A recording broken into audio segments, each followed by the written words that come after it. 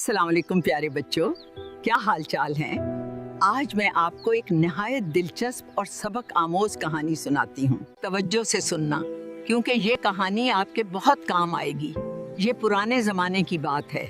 ایک بادشاہ تھا، بہت عادل، مگر کبھی کبھی جلدی غصے میں آ جاتا تھا۔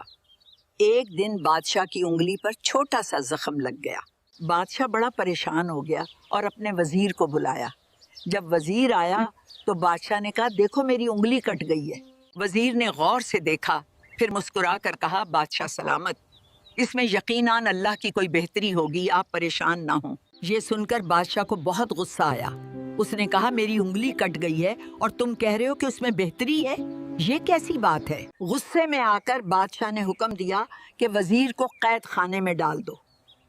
وزیر خاموشی سے جیل چلا گیا، کیونکہ اسے یقین تھا کہ ہر کام میں اللہ کی حکمت ہوتی ہے۔ کچھ دیر بعد بادشاہ شکار پر جانے کے لیے تیار ہوا۔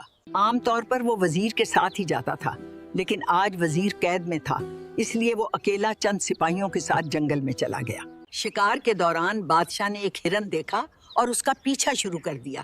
وہ دوڑتے دوڑتے اپنے سپاہیوں سے بہت آگے نکل گیا اور جنگل میں راستہ بھٹک گیا۔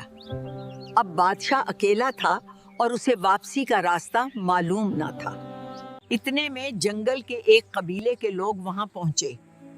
انہوں نے بادشاہ کو پکڑ لیا، مگر انہیں یہ نہیں معلوم تھا۔ انہوں نے سمجھا یہ کوئی عام آدمی ہے۔ انہوں نے اسے اپنے سردار کے پاس لے جا کر کہا، ہم نے آج ایک اچھا شکار پکڑا ہے۔ سردار بڑا خوش ہوا اور بولا، بہت اچھا، اسے قید کر دو، رات کو اس کی قربانی دیں گے۔